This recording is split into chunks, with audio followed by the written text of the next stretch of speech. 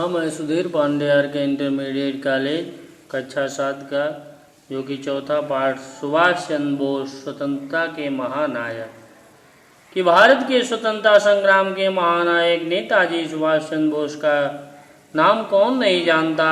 उन्होंने देश को विदेशी दासता से मुक्त करने के लिए प्राणपण से प्रयत्न किया, कि जो आज अंग्रेज जो हम भारत पर गुलाम बनाए थे हम लोगों को, उनसे मुक्ति में बहुत बड़ी भूमिका सुभाष चंद्र बोस की थी।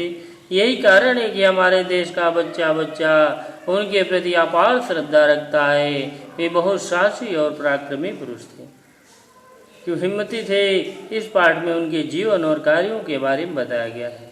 आइए देखें कि 23 जनवरी 1897 का दिन विश्व इतिहास में स्वर्ण अक्षरों में अंकित है। कि 23 जनवरी 1897 का जो दिन है, ये पूरे विश्व के इतिहास में स्वर्ण अक्षरों में अंकित है। इसी दिन स्वतंत्रता आंदोलन के महानायक सुभाष चंद्र बोस का जन्म उड़ीसा राज्य के कटक नगर में प्रसिद्ध वकील जानकी नाथ के यहाँ हुआ था। उनके पिता ने अंग्रेजों के दमन चक्र के विरोध में राय बहादुर की उपाधि लौटा दी। इसमें सुभाष चंद्र बोस के मन में अंग्रेजों के प्रति कटुता ने घर कर दिया।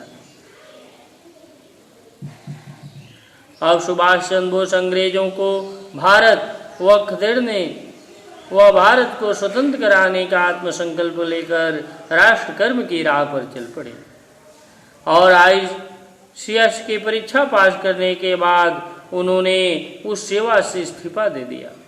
और इसी बात पर उनके पिता ने उनका मनोबल बढ़ाते हुए कहा, जब तुमने देश सेवा का व्रत ले लिया है तो कभी इस पद से विचलित मत होना, चाहे कुछ भी हो जाए। दिसंबर 1927 में सुभाष चंद्र बोस ने राष्ट्रीय महासचिव चुने गए और दिसंबर 1927 में सुभाष चंद्र बोस को कांग्रेस के राष्ट्रीय महासचिव चुना गया और 1938 में उन्हें कांग्रेस का राष्ट्रीय अध्यक्ष चुना गया और 1938 में कांग्रेस पार्टी का राष्ट्रीय अध्यक्ष उनके बैठाया गया और उनको रथ पर बैठाकर एक विशाल और भव्य जुलूस निकाला गया। उस रथ को 51 बैल खींच रहे थे।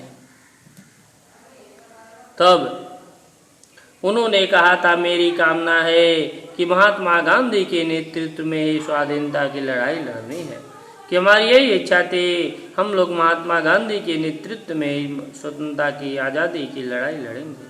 हमारी लड़ाई केवल ब्रिटिश साम्राज्य से नहीं बल्कि विश्व साम्राज्य से भी है।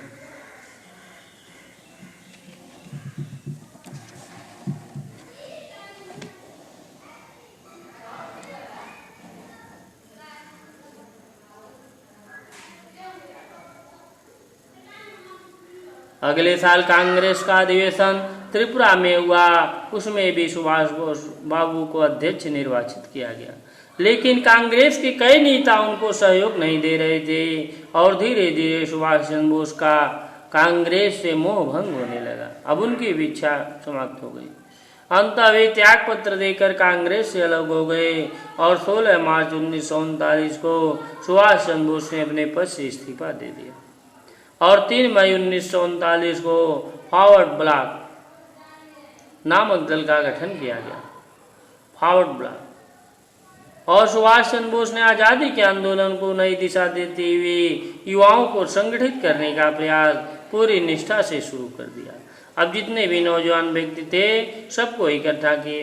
इसकी शुरुआत 4 जुलाई 1943 को सिंगापुर में भारतीय स्वतंत्रता सम्मेलन के साथ हुई और 5 जुलाई 1943 को आज़ाद हिंद फौज का विधिवत गठन हुआ और 21 अक्टूबर 1943 को एशिया के विभिन्न देशों में रहने वाले भारतीयों का सम्मेलन किया गया।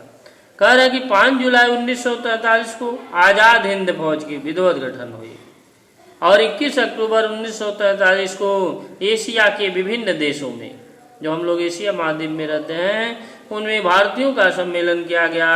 उसमें अस्थायी स्वतंत्र भारत सरकार की स्थापना करके नेताजी ने आज़ादी प्राप्त करने के संकल्प को साकार किया। धन्यवाद।